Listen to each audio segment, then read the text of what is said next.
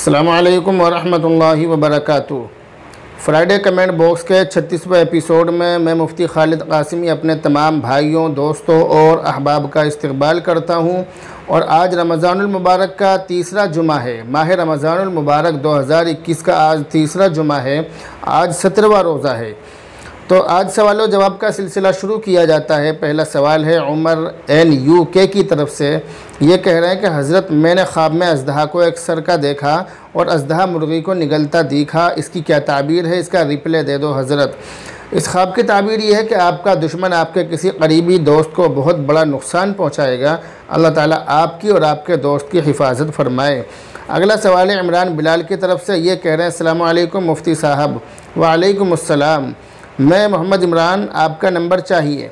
मेरा नंबर आप स्क्रीन पर देख लीजिए। स्क्रीन पर नंबर मौजूद है, लेकिन गुजारिश ये है कि इस नंबर पर सिर्फ व्हाट्सएप करें, कॉल ना करें। अगला सवाल है मोहम्मद सलीम डिगरस, महाराष्ट्र, इंडिया की तरफ से। ये कह रहे हैं मुफ्ती साहब, औरत कितने दिनों का एहतिकाफ़ कर सकती है? औरत जितने दिन का चाहे एहतिकाफ़ कर सकती है। और अगर 10 दिन से कम 3 दिन का एहतिकाफ़ करें तो क्या वो नफल में शुमार होगा? जी हाँ, 3 दिन से कम का एहतिकाफ़ नफली एहतिकाफ़ शुमार होता है। और अगर नफल होगा तो उसमें तो शायद ज़्यादा शराइत भी नहीं होंगे। जी हाँ, नफली एहतिकाफ़ में ज़्यादा शराइत नहीं होते हैं। नफली एहतिकाफ़ के शराइत नहीं होते हैं, बस वाजिब और सुन्नत एहतिकाफ़ के शराइत होते हैं। अगला सवाल भी मोहम्मद सलीम साहब की तरफ से ही। ये कह रहे हैं कि मर्द और औरत एहतिकाफ़ की नियत कैसे करें?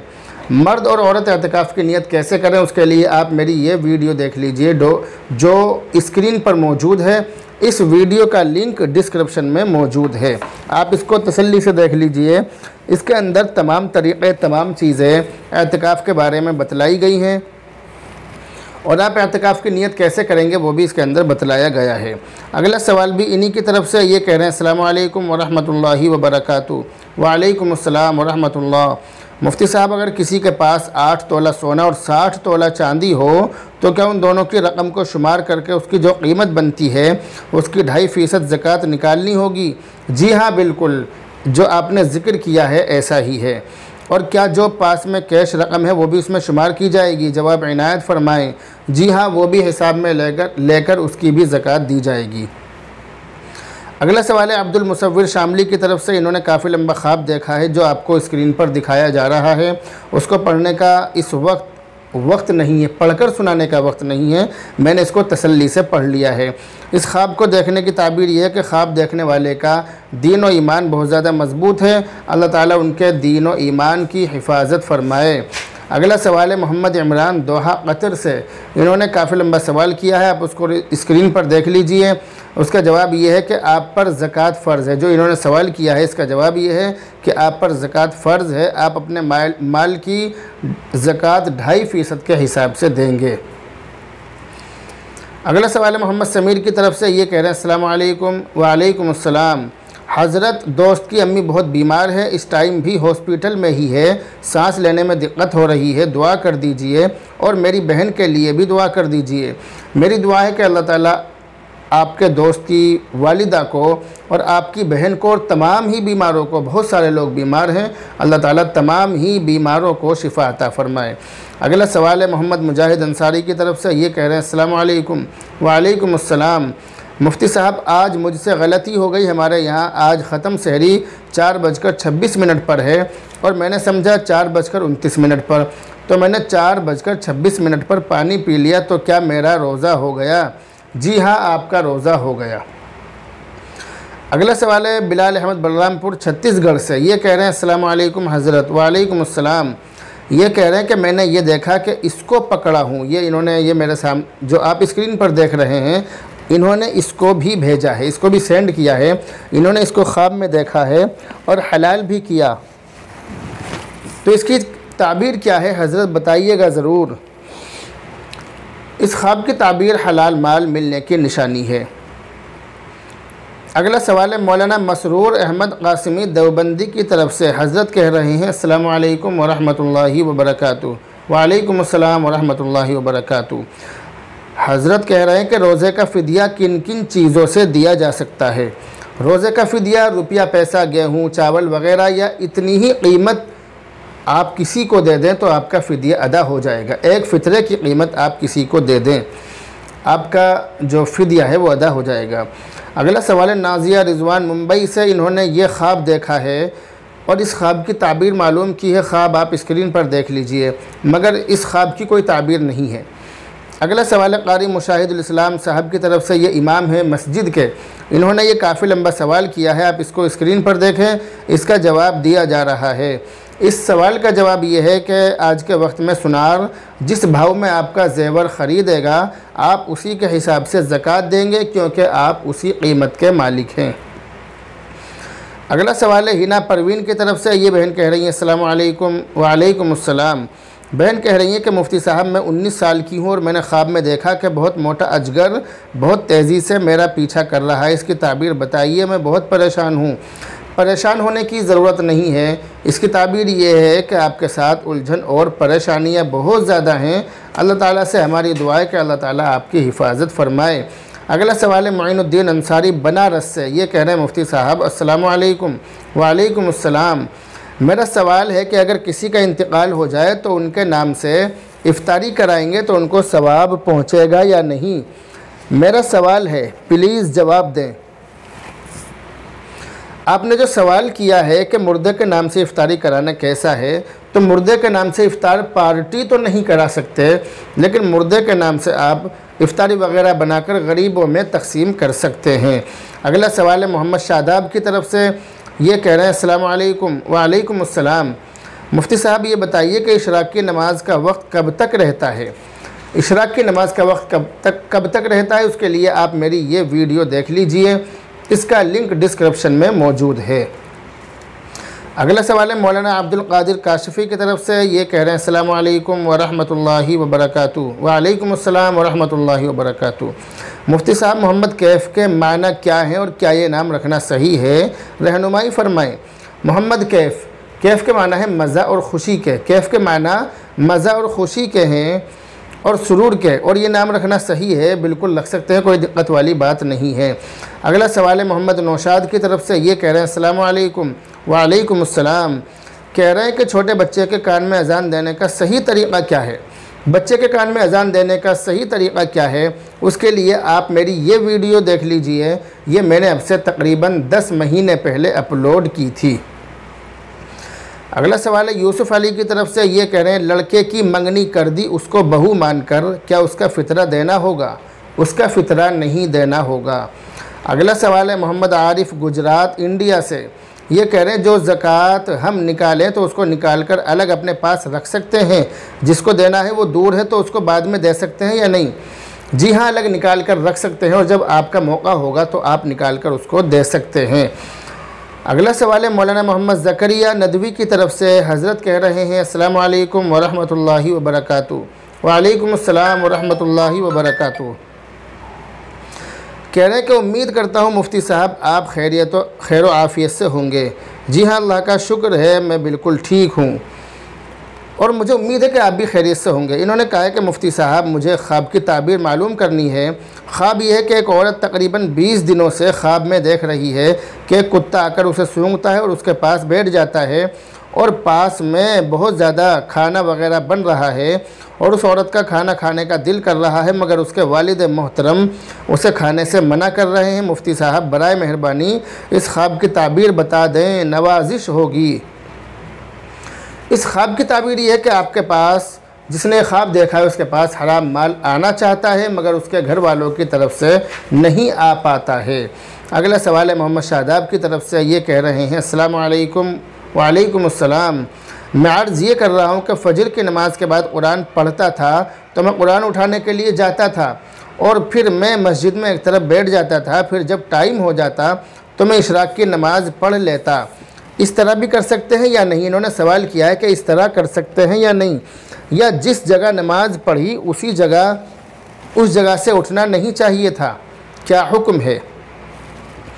आपने जो सवाल किया है उसका जवाब ये है कि असल हुक्म तो यही है कि जिस जगह फ़जर की नमाज़ पढ़ी है उस जगह से नहीं उठना चाहिए, उस जगह बैठे रहना चाहिए, वहीं बैठे बैठे इबादत करनी चाहिए। लेकिन अगर आप वहाँ से उठ जाएं किसी मजबूरी की वजह से तो इसमें कोई हरज भी नहीं है। अगला सवाल है मोहम्मद आसिफ़ की तरफ से, ये कह रहे हैं अस्सलाम वालेकुम। वालेकुम अस्सलाम। हज़रत मेरे एक साले साहब का इंतकाल हो गया है, इन्ना लिल्लाहि व इन्ना इलैहि राजिऊन, अल्लाह ताला उनकी मग़फ़िरत फ़रमाए। तो मैं ये पूछ रहा हूँ कि तीजा वग़ैरह ये सब रस्म ही तो है ना? जी हाँ, तीजा वग़ैरह सब रस्म है, इन तमाम रस्मों से बचना चाहिए। अगला सवाल है, ये भाई हैं, इन्होंने काफ़ी लंबा ख्वाब ज़िक्र किया है। मैंने इस ख्वाब को तसल्ली से पढ़ लिया है, इसलिए आप ख्वाब स्क्रीन पर देख लीजिए। ख्वाब पढ़कर नहीं सुनाया जाएगा, इतना वक्त नहीं है कि उसको पढ़कर सुनाया जाए। आप इस ख्वाब को स्क्रीन पर देख लीजिए। इस ख्वाब की ताबीर ये है कि जिसने ख्वाब देखा है उसके नेक काम कबूल होने की अलामत और निशानी है। अगला सवाल है तमन्ना अंसारी की तरफ से, बहन कह रही हैं अस्सलाम वालेकुम मुफ्ती साहब जी। वालेकुम अस्सलाम। हमने आज सुबह ख्वाब में बहुत पानी देखा जैसा कि ज़लज़ला होता है, इसकी ताबीर क्या होगी? इसकी ताबीर यह है कि आपको दुनिया में तरक्की मिलने की निशानी है, तरक्की मिलेगी और परेशानियाँ दूर होंगी इंशाअल्लाह। अगला सवाल है ISA3A3 इनकी तरफ से, ये बहन कह रही हैं कि सर मैं हामिला हूँ और मुझे खरगोश का गोश्त और पूरा ज़िबा किया हुआ हदिया दिया है। ताबीर इसकी मालूम की है। इसकी ताबीर ये है कि आपके खूबसूरत और नेक औलाद पैदा होगी इंशाअल्लाह। ये अगला सवाल भी मौलाना अब्दुल कादिर काशिफ़ी की तरफ से ही है। ये कह रहे हैं अस्सलाम वालेकुम। वालेकुम अस्सलाम। मुफ्ती साहब, जो मर्द रोज़ा नहीं रखते अगर उनकी बीवी उनको खाना बनाकर देती है तो क्या उनका निकाह टूट जाता है? ऐसा नहीं है, निकाह नहीं टूटता। दूसरा सवाल भी इन्होंने ही किया है। ये कह रहे हैं कि जो मर्द बिला वजह रोज़ा नहीं रखते तो क्या उनकी बीवी को उनको खाना बनाकर नहीं देना चाहिए? क्या खाना बनाकर देना गुनाह है? ऐसा नहीं है, खाना बनाकर दे सकती हैं, लेकिन अगर घर में झगड़ा होने का ख़तरा ना हो तो खाना बनाकर ना दें, और अगर झगड़ा होने का ख़तरा हो तो फिर झगड़े को ख़त्म करने के लिए खाना बनाकर दे देना चाहिए। अगला सवाल है एस परवीन की तरफ से, बहन कह रही हैं फ्राइडे कमेंट बॉक्स का जो पिछला एपिसोड है 35वां एपिसोड, उसके बारे में बहन ने कहा है माशाअल्लाह शुक्रिया मुफ्ती साहब, रोज़े में इतने सारे सवाल अटेंड करना बहुत बड़ी बात है। 22 मिनट का क्लिप है माशाअल्लाह, अल्लाह आपको जज़ाए खैर अता फ़रमाए, आमीन। आप जैसी बहन और भाइयों की वजह से और आपके हौसला देने की वजह से, हौसला अफजाई की वजह से रोज़े की हालत में भी ये तमाम काम करना बहुत ज़्यादा आसान होता है और बहुत ज़्यादा खुशी हासिल होती है। अगला सवाल है हाजी हारून साहब की तरफ से। ये कह रहे हैं अस्सलाम वालेकुम। वालेकुम अस्सलाम। मुफ्ती साहब, मेरी वाइफ़ को ख्वाब में अपने मामू मरे हुए दिखाई दिए और वो मामू ज़िंदा हैं, इसकी ताबीर क्या है? अल्लाह आपको जज़ाए खैर दे, आमीन सुम्मा आमीन। इसकी ताबीर ये है कि आपकी वाइफ़ के जो मामू हैं उनकी उम्र लंबी होगी, उम्र में बरकत होगी इंशाअल्लाह। अगला सवाल है इमरान अलवी की तरफ से। ये कह रहे हैं कि रोज़े में सर में चोट लग जाती है और खून निकल जाता है तो रोज़ा टूट जाता है या नहीं? बिल्कुल भी रोज़ा नहीं टूटेगा। रोज़े की हालत में सर में चोट लग जाए और खून निकल जाए तो रोज़ा नहीं टूटेगा। अगला सवाल है मसव्वर अब्दुल की तरफ से। भाई कह रहे हैं माशाअल्लाह आप बहुत अच्छी बातें बयान करते हैं, शुक्रिया जज़ाकल्लाह।